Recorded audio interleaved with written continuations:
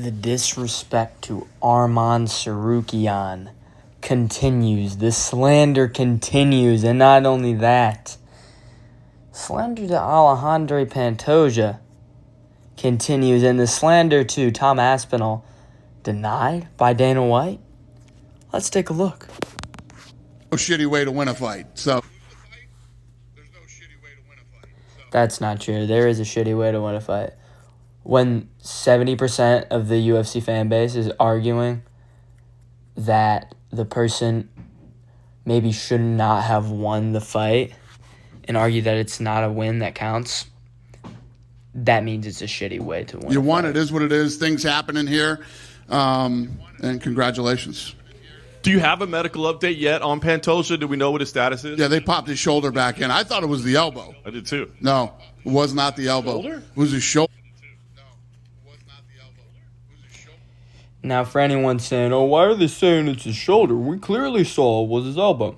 The thing you got to understand is when you post like that, it's gonna most likely affect your shoulder. Your shoulder is, it's a small articulation joint that articulates like your whole arm, allows your whole arm to move, right? And when that goes out of place, it leaves your whole arm to go all willy-nilly like Pantoja's did and allow his elbow to snap like that. And on top of a dislocated shoulder, I believe his elbow also suffered some sort of fracture. I have yet to figure out all the information on that. And they popped it back in backstage. And, now they got to do, MRIs and check out the ligaments and see how it is. So we don't have a time frame on how long he'll be out. I know the Tuesday answer as well, but I mean, given the way that thing played out, if he's okay, do you run that one back right away? Do you see what he's doing first? I don't think no matter what happens, listen, I'm no fucking doctor or anything, but I don't see him coming back anytime soon. I think that there would be a defense before he comes back. He says no matter what it is, he doesn't think that he doesn't see him coming back anytime soon at all, right? Dana's immediately like, I think it's definitely going to be, there's definitely going to be a defense in between then. He seems very eager to move on. The healing process and sometimes, or most of the time, I would say ligaments are worse than a break. So. Most of the time ligaments are worse than a break, you guys. So, this is obviously this is going to take months. He's got to come back from that, and then how long till he starts striking again and stuff like that. So, yeah, there'll probably be a defense before. I mean, I get it. I don't remember exactly what I said. What did I say that is? Now, I don't know why, but when editing down these clips from the presser, I seem to have edited out the part where Dana White actually talks about how eager he is to make Joshua Van versus Tatsuro Taira in Japan, and usually when asked like, oh, are you, because the question was something along the lines of, oh, with Pantoja out, are you looking to do, Taira Van in Japan? And he's like, I'd love to go to Japan and whatnot. And usually he's, when asked about if he's going to go there, he's like, yeah, we plan to go everywhere eventually. Yeah, whatever. We'll see. But no, he was like, yes, like we are definitely going to go to Japan. Nothing's confirmed yet, but yes, that is 100% the plan. We are going to Japan. And he seemed like really eager about it, like a lot more than usual. Like he was but like, I don't necessarily want to say dismissing Pantoja, but in a way dismissing him, like saying like, yeah, he's gonna be out for a while. He's just excited that he can go to Japan now. It's almost like he wanted this. He wanted Pantoja to get injured, and now you can have these two young guys go at it in Japan. He's very eager to move past Pantoja, and then we'll get an old, coming off of a bad injury, 36-year-old Pantoja at the end of next year. I think his eyes are okay. Yeah.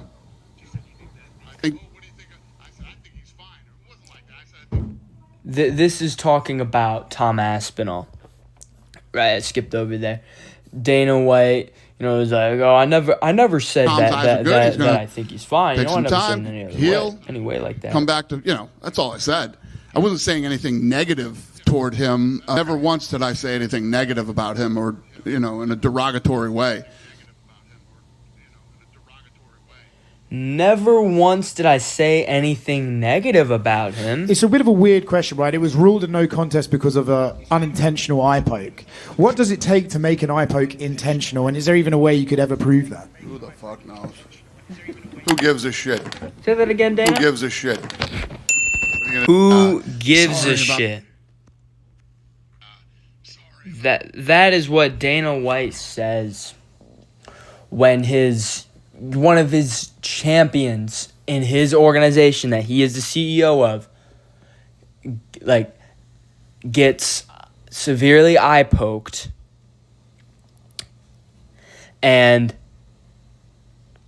the fight ends in a no contest. You would think that the CEO of that organization would be fuming, right? Your champion gets eye poked in a big fight, and it results in a no contest, and it's in the heavyweight division. It was looking like it was about to be a clash of titans. Bad eye poke. Now your champion's out and he's injured for months. You would think that he'd be more fuming about this situation, and the UFC, a guy that was asking questions was like, oh, do you think there should be any rules changed about the eye pokes or whatever? And Dana's like, who cares? Who gives a shit, No, I don't fucking know, Dana. I don't know. What do you mean, who gives a shit? It's an illegal move. You can't eye poke. Help enforce the rules. A lot of times the refs don't. Dana really, he needs to get on that sort of thing. I know he doesn't have 100% control. As much as we sometimes think he does, he doesn't. He's owned by Disney and, TKO, and they're fuckers. But still, you should at least try to care every once in a while. And then, of course, the constant Dana, he'll gaslight you and pretend he never said anything. So, I never, dismissed an injury or anything, even though that's exactly what he did. And Dana also claims is oh we have a bunch of our guys watching him, checking up on him and making sure he gets all the medical attention he needs.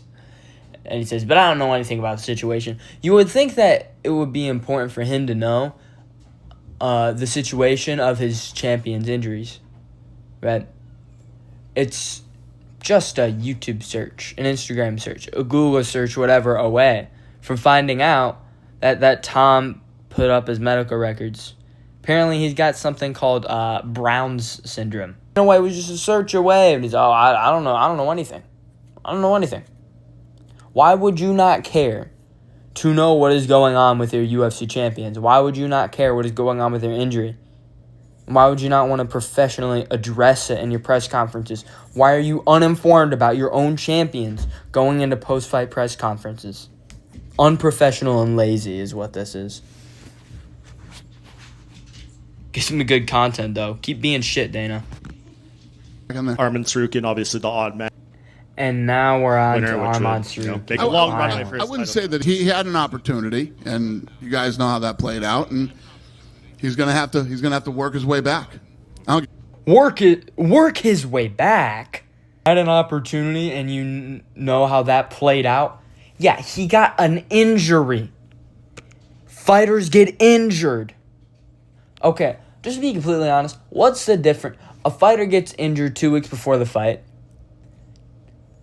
and a fighter gets injured the day or the night before the fight. What's the difference? I mean, yes, I know there is a difference in terms of scheduling. You got to get a replacement if it's a title fight. A guy pulls out night right before a title fight like Arman did. I get it. It's difficult. He calls you at 2 a.m. in the morning. He's like, dude, my back's done. I can't move. I can't fight. And then Dana, in that presser, Dana says, you just he called me and he said he didn't want to fight. Didn't want to fight.